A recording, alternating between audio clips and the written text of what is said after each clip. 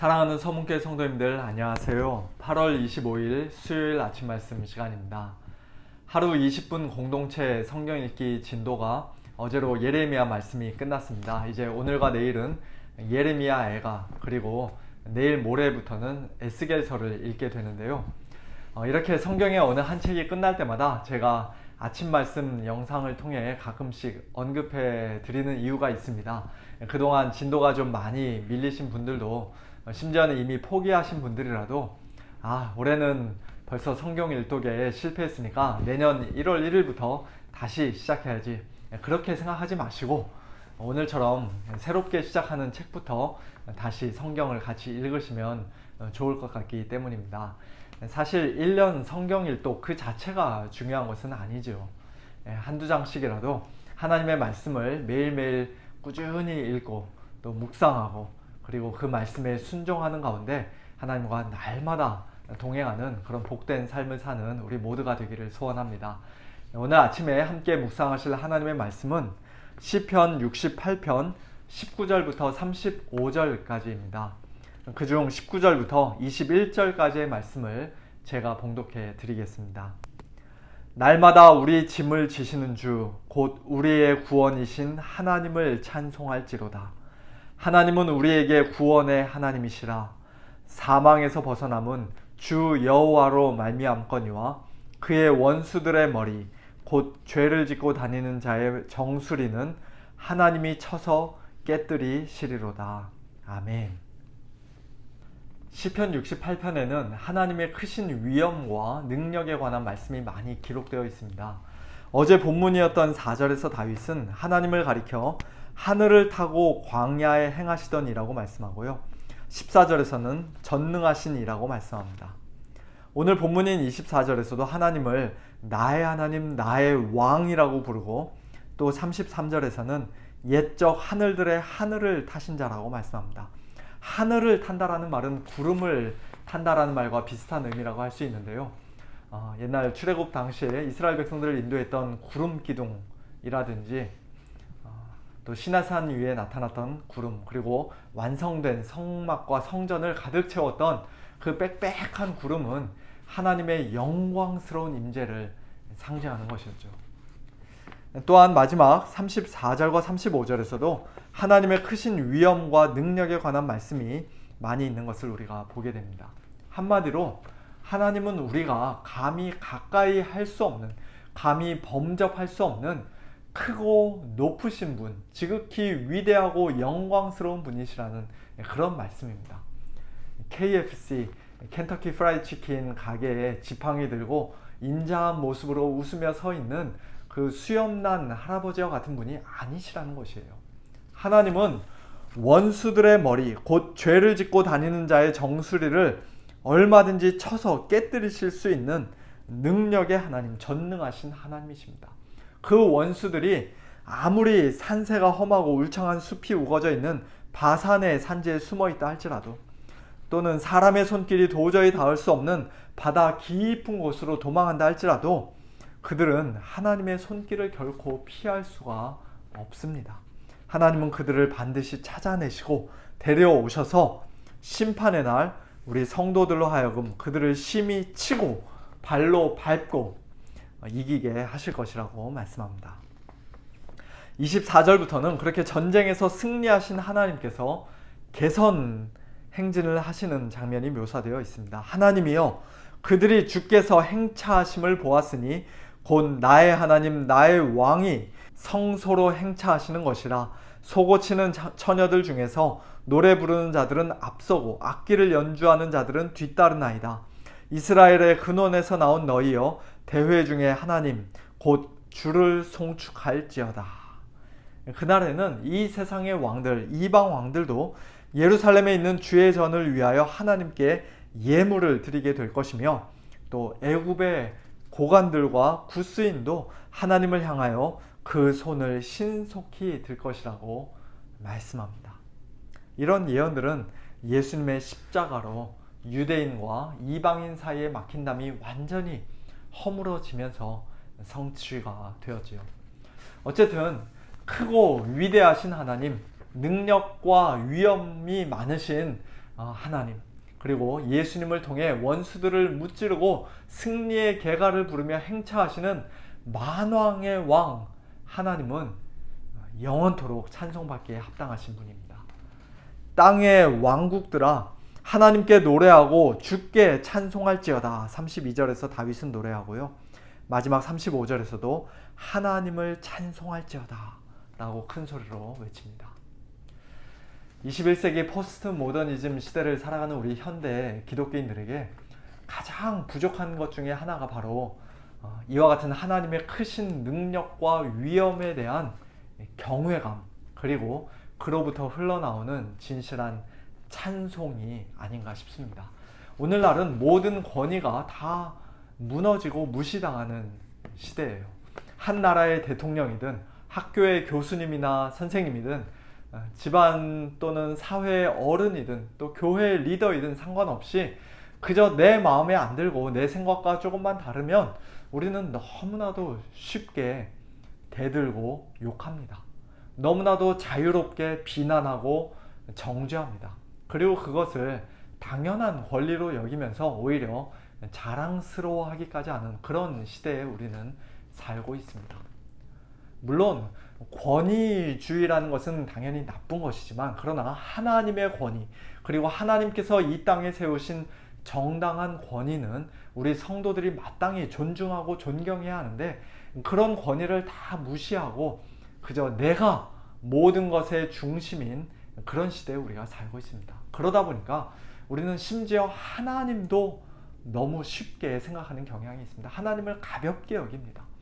왕이신 하나님, 절대 주권의 하나님, 거룩하신 하나님, 전지전능하신 하나님이 괜히 싫고 불편합니다.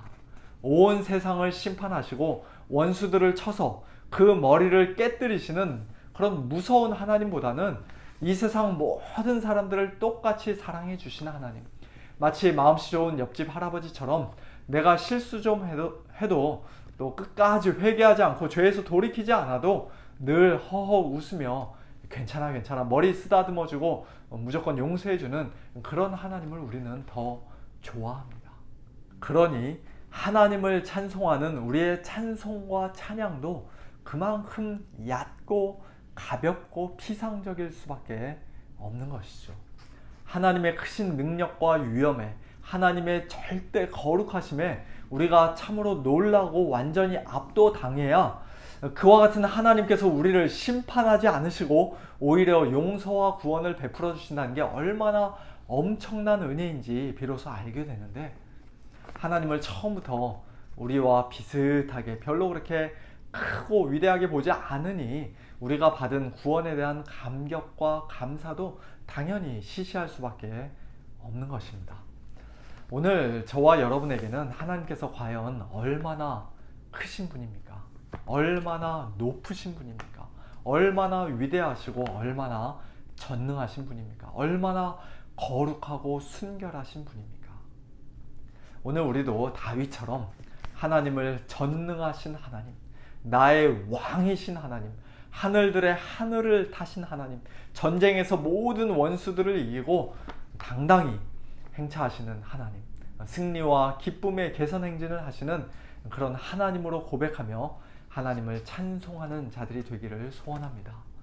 우리가 그처럼 크고 능하신 하나님의 하나님 되심을 인정하며 하나님을 경외하고 찬송할 때 19절 말씀이 얼마나 놀라운 말씀인지 다시 한번 깨닫게 됩니다. 날마다 우리 짐을 지시는 주 곧 우리의 구원이신 하나님을 찬송할지로다. 누군가의 짐을 진다는 것은 일반적으로 아랫사람이 윗사람을 위해서 하는 일 아닙니까? 예전에 어느 국회의원이 공항에서 나오면서 손으로 끌고 오던 여행용 가방을 보지도 않고 옆으로 휙 굴리니까 마중 나온 그의 비서가 재빨리 받아서 끌고 가는 그런 장면을 뉴스에서 본 적이 있는데요. 짐을 지고 가는 것은 그렇게 비서가 하는 일이죠. 옛날 같았으면 종들이 하는 일이라고 할 수 있습니다. 주인은 늘 빈손으로 가볍게 걸어가는 것이 이 세상의 법칙입니다. 그런데 만왕의 왕이신 하나님께서, 지극히 높고 위대하신 하나님께서 저와 여러분의 짐을 져주신다고 오늘 19절에서는 말씀하고 있는 것이에요. 그것도 큰 맘 먹고 선심 쓰듯이 딱 한 번 그렇게 짐을 져주시는 게 아니라 날마다 우리 짐을 지신다고 말씀합니다. 이게 얼마나 놀라운 말씀입니까? 날마다 하나님께서 지시는 우리의 짐은 무엇보다도 우리 죄악의 짐이라고 할 수 있을 것입니다. 우리를 평생 두렵게 만드는 죽음과 사망의 짐이라고 할 수도 있습니다. 율법의 멍에 아래 신음하던 이스라엘 백성들에게는 그들이 도저히 다 지킬 수 없었던, 그 저주를 피할 수 없었던 율법의 짐이기도 하고요. 또 좀 더 일반적으로 말하면 우리의 일상에서 우리가 날마다 겪는 모든 고난과 사람들의 비방과 억울한 오해와 깨어진 인간관계와 또 여러 가지 근심, 걱정, 염려의 짐이라고 할 수도 있을 것입니다. 그 짐이 무엇이든지 간에 우리의 그 모든 짐을 하나님께서 친히 짐꾼이 되어주셔서 우리를 위해 져주시겠다는 것이에요. 그것도 하루 이틀이 아니라 날마다 매일매일 져주시겠다고 말씀합니다. 할렐루야, 할렐루야죠. 이 말씀과 관련해서 신약 성경의 두 구절을 언급하지 않을 수가 없는데요. 하나는 마태복음 11장 예수님의 말씀입니다. 수고하고 무거운 짐진 자들아 다 내게로 오라. 내가 너희를 쉬게 하리라. 나는 마음이 온유하고 겸손하니 나의 멍에를 메고 내게 배우라. 그리하면 너희 마음이 쉼을 얻으리니 이는 내 멍에는 쉽고 내 짐은 가벼움이라 하시니라. 또 하나는 베드로 전서 5장 7절 말씀입니다. 너희 염려를 다 주께 맡기라. 이는 그가 너희를 돌보심이라. 솔직히 자기 자신도 온전히 돌보지 못하는 그런 연약한 사람이 우리를 돌봐준다고 하면 물론 고맙기는 해도 그래도 마음 한구석 미덥지 못하고 불안할 것 같아요. 그러나 온 우주 만물의 창조주시오, 우리의 구원자시오, 전능한 왕이신 하나님께서, 우리 주님께서 우리를 돌봐주시고 우리의 짐을 친히 져주시니, 날마다 져주시니 우리가 무엇을 두려워하고 무엇을 염려할 필요가 있겠습니까? 오늘 하루도 우리의 모든 무거운 짐을 하나님께 다 맡기고 예수님 안에 있는 진정한 쉼과 안식과 평강을 누리는 가운데 하나님을 기쁘게 큰 소리로 찬양하는 복된 저와 여러분 다 될 수 있기를 예수님의 이름으로 간절히 축원합니다. 함께 기도하겠습니다. 하나님 아버지, 가장 크고 높고 위대하고 거룩하고 전능하신 하나님을 저희들이 그저 저희 수준으로 낮춰서 저희들의 그 작은 생각 속에 박스에다가 집어넣고 있는 것은 아닌지, 너무나도 작고 연약한 하나님을 저희가 믿으며 살고 있는 것은 아닌지, 이 시간 저희들의 교만한 마음과 또 어리석음과 믿음 없음을 회개합니다. 시편 68편에서 다윗이 고백하였던 하나님, 왕이신 하나님, 전능하신 하나님, 하늘들의 하늘을 타신 하나님의 그 크신 위엄과 능력을 저희들이 오늘도 믿는 마음으로 그 앞에 겸손히 무릎 꿇고 하나님을 참되게 경외하는, 그래서 하나님을 진실로 찬송하는 저희 모두가 되도록 주님 은혜를 베풀어 주시옵소서.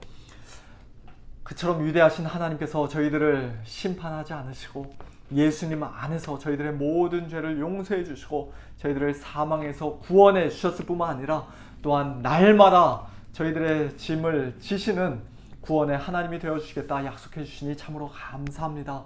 오늘도 저희들의 마음과 어깨를 무겁게 짓누르고 있는 그 모든 무거운 짐을 하나님 앞에 맡겨드리오니 하나님 아버지, 오늘도 저희들을 돌아보시고 저희들의 그 모든 무거운 짐을 번쩍 들어주시며 예수님 안에서 약속하신 참된 쉼과 안식과 평강을 저희들에게 허락하여 주시옵소서.